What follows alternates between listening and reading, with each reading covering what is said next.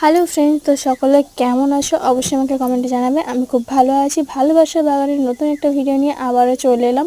তো এই হচ্ছে আমার গোলাপ গাছ। এই গোলাপ গাছটা মিনিমাম 5 থেকে 6 মাসের গোলাপ গাছ। তারপরে এসে যে কুঁড়ি দিয়ে ফুল হয়েছে। তো সকলে বলে যে ফার্স্ট গোলাপ গাছের কুঁড়ি নাকি কেটে দিতে হয়, কিন্তু আমি এটা কাটিনি। আমি চেয়েছিলাম যে আমার ফার্স্ট গোলাপ গাছটা একটা ফার্স্ট ফুল ফুটুক, যেটা আমি দেখতে চাই কীরকম ফুলটা ফোটে। আসলে আমার দোকানখান থেকে যখন নিয়ে এসেছিলাম তখন এই ফুলের কোনো রকম কোনো কালারিং আমি দেখতে পাই না। আমাকে শুধুই বলেছিল যে এটা রেড কালারের। আমি সেই ভেবেই নিয়ে চলে এসেছিলাম। তারপরে আর এই যে গাছটাকে বাঁধছি দেখছো, বৃষ্টি হওয়ার কারণে গাছটা পুরোপুরি নুয়ে পড়ে গিয়েছিল। তাই আমি এই সরু লাঠিটার মাধ্যমে এই গাছটাকে আমি বেঁধে দিলাম।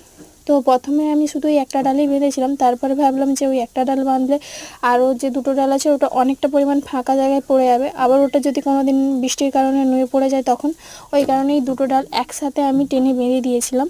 তো তোমরা অনেকে দেখো যে আমি আমার প্রত্যেকটা ভিডিওতে খুব স্পিডে কথা বলি।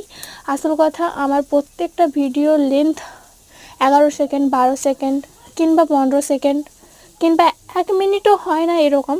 সেই কারণে আমার পুরো কথাগুলো বুঝিয়ে বলতে অনেকটা হয়তো সময় লেগে যাবে। ওই কারণে আমি স্পিডে বলার চেষ্টা করি। আর তোমাদের এই ভিডিওটা কেমন লাগলো অবশ্যই আমাকে কমেন্টে জানাবে। আর এই রকম আরও ভিডিও দেখতে চাইলে অবশ্যই আমার চ্যানেলটাকে সাবস্ক্রাইব করে রেখো। আর কি বলবো তোমাদের, আজকের জন্য টাটা, বাই বাই। সকলে ভালো থেকো, সুস্থ থেকো, বাই।